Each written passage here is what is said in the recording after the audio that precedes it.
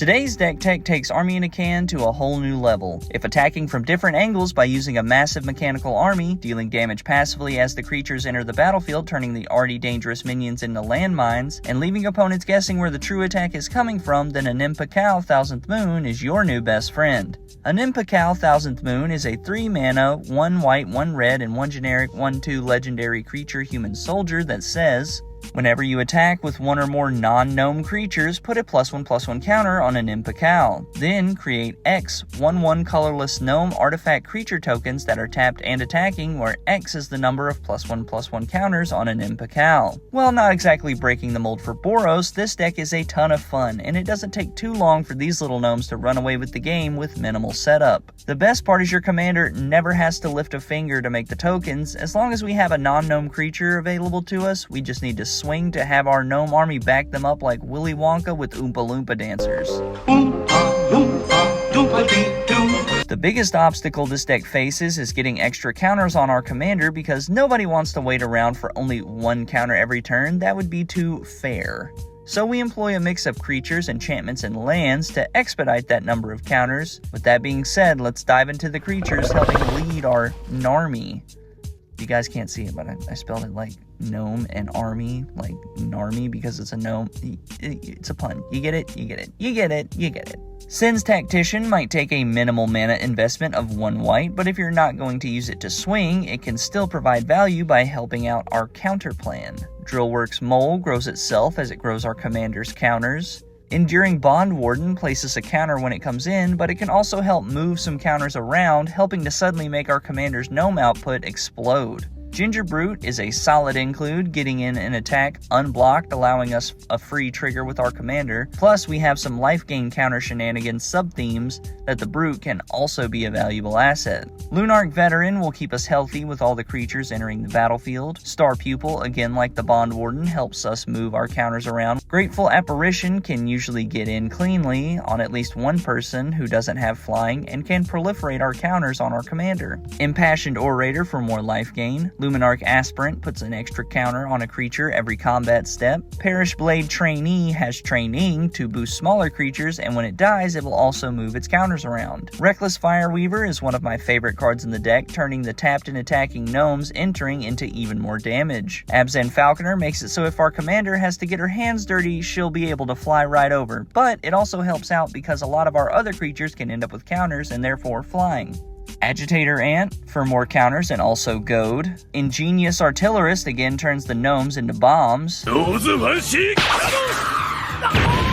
Rosie Cotton of South Lane is an MVP of the deck, turning all those tokens you make into counters for more tokens the following turn. Siege Veteran gives us counters at the beginning of combat, but also turns our non-token deaths into 1/1 colorless artifact soldiers, which does have some surprising synergies with the rest of the deck. Witty Roastmaster, impact trimmers on a stick. Extruder quickly turns our commander into a house by recycling our gnome artifacts into counters, which can make more gnome tokens for more counters, just feeding into the overall game plan.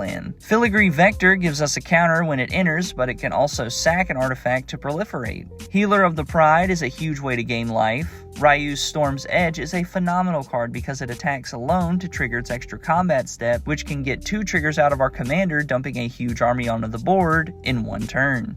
Tens of thousands. But my lord, there is no such force.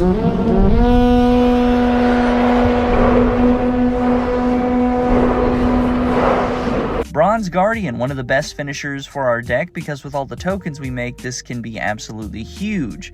But the icing on the cake is that it also triggers our commander, dumping even more power into the board. Jor Kadeen the Prevailer can turn those little 1/1s into 4/1s, which can jump damage to ridiculous heights. Now that's a lot of damage! Sarah Redeemer also turns the game on its head by giving our little 1/1s 2 counters when they enter. Thermopod gives us mana by sacrificing our creatures. Victory's Envoy puts a +1/+1 counter on each creature on your upkeep. And finally, Nykthos Paragon takes our life gain and turns it into more counters for our commander.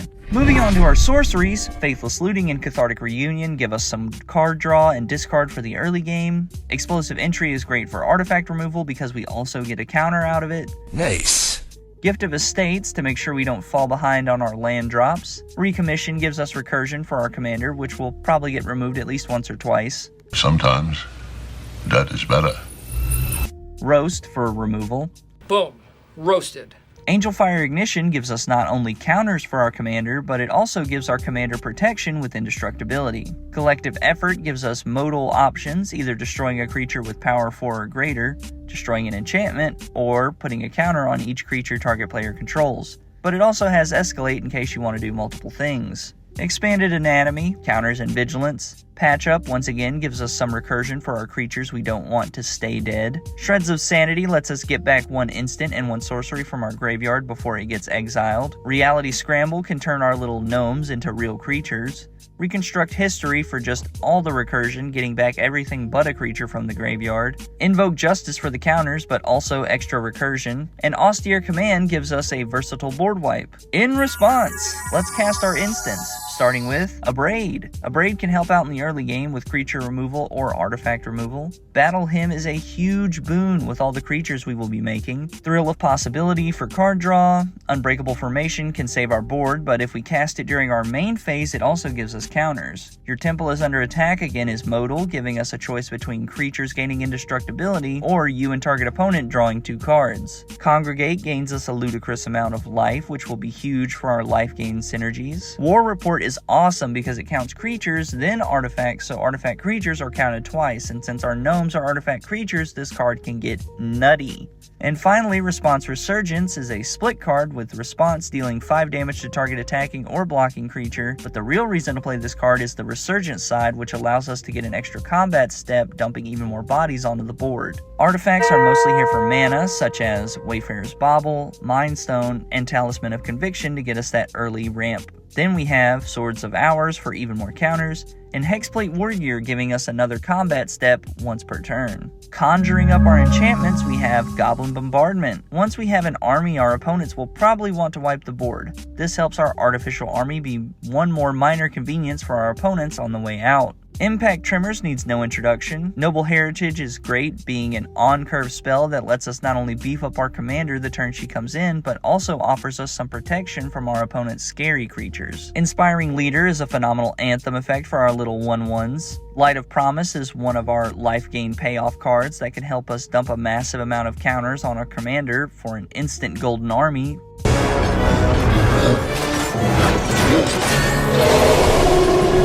Tempered Steel again helps out with the little guys, boosting them to pack a wallop. Citadel Siege puts 2 counters on target creature at the beginning of combat. Cradle of Vitality is another life gain payoff, helping us really pile on the counters. Felidar Retreat counters every time we make a land drop. Yes please. Lastly, Sunbond to once again help with the counters from the life gain. Our lands round out the deck with Alpine Meadow, Command Tower, Exotic Orchard, Forge of Heroes, Sacred Peaks, Tomb of the Spirit Dragon, Tyrite Sanctum, 12 Mountains, and 15 Plains.